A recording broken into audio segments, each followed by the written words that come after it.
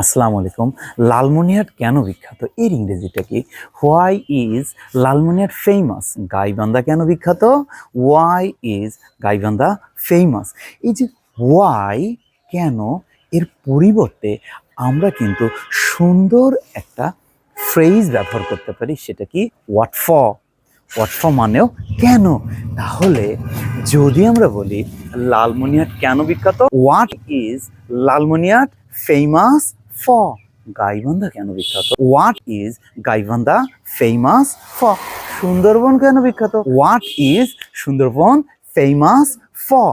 তাহলে আমরা ওয়াই এর পরিবর্তে কেন, এই ক্ষেত্রে আমরা হোয়াট ফর ব্যবহার করতে পারি এবং তখন আমাদের এই সেন্টেন্সটা হয়ে যায় আরও সুন্দর, স্ট্যান্ডার্ড এবং ঋদ্ধ।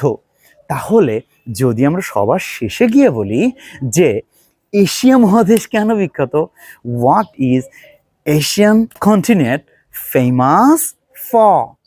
আসসালামু আলাইকুম।